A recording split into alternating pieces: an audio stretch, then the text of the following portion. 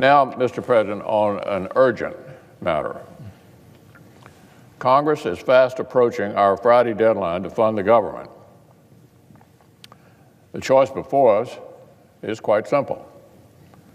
We can pass a non-controversial bipartisan bill to keep the government open, or Democrats in Congress can manufacture a crisis and force a government shutdown over the entirely unrelated issue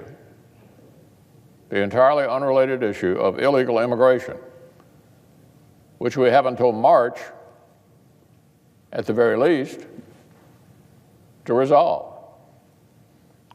Leaders in both parties have engaged in constructive talks on the best solution for those who fall under the Obama administration's illegally established DACA program, along with other important immigration issues. The President's made it clear that any immigration bill must not only treat the symptoms of illegal immigration, but also address the conditions that cause it. His 4 pillars for reform are increasing border security, reforming chain migration, resolving the DACA issue, and addressing the visa lottery. Those are the 4 pillars. My position is straightforward. When negotiators produce a compromise that the President supports, it will receive a vote here in the Senate. No such solution yet exists, so the negotiations continue. The DACA issue does not face urgent deadlines until March, at the very earliest. Our deadline to fund the government is tomorrow. One is an emergency, one is not. Later today, we anticipate the House will pass a bill that continues government funding and also attends to another urgent bipartisan concern. It will reauthorize the state children's health insurance program for a full 6 years, giving needed security to the families of the 9 million American children who depend on the program for coverage. A continuing resolution plus a 6-year S-chip extension is a common sense package that every member of this body should support.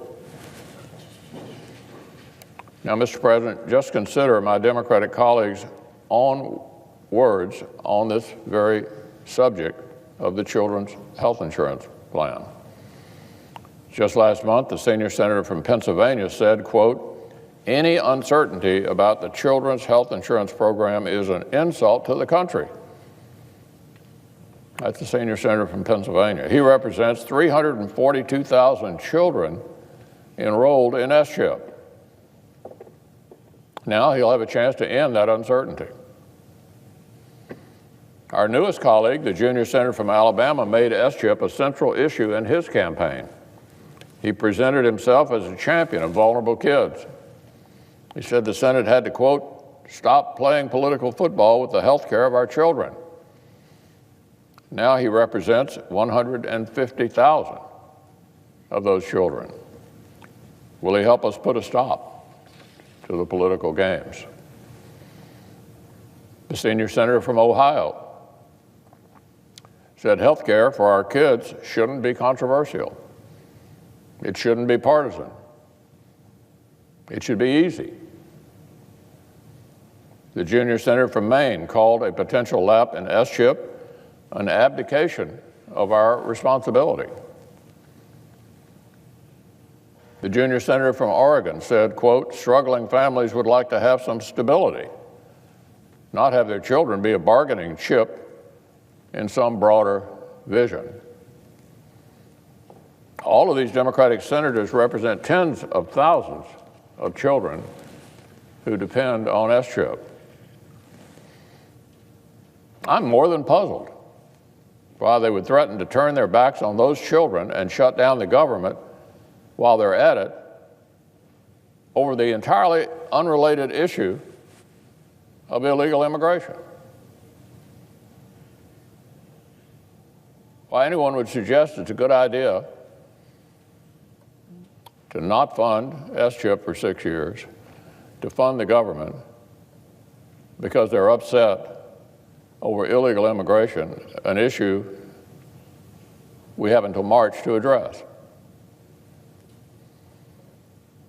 Last year, the Senate Finance Committee unanimously agreed on a proposal to extend S-chip by 5 years. The continuing resolution we expect to take up will extend it for 6, with no partisan attachments. Shouldn't be a difficult vote. There's nothing in such a continuing resolution that my Democratic friends actually oppose. Surely they do not oppose continuing to fund programs for opioid treatment and prevention, even as negotiations continue on additional funding. Surely they do not oppose continuing to fund our military and our national security, even as negotiations continue on additional funding. They couldn't possibly want to cut off existing funding for veterans, the VA system, and America's seniors simply because we're still negotiating additional funding. My friends on the other side of the aisle do not oppose a single thing in this bill, nothing. They know they can't possibly explain to our warfighters and veterans, to our seniors, to our opioid treatment centers, to the millions of vulnerable children and their families who depend on S-chip for coverage. How do you explain this? Or to all Americans who rely on the federal government for critical services like food inspections and Social Security checks.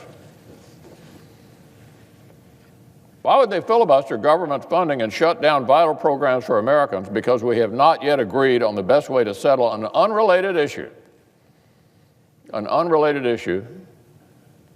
that we have at least until March to resolve? So, Mr. President, let's fund the government, extend S-chip, and do right by the millions of Americans who elected us to serve them.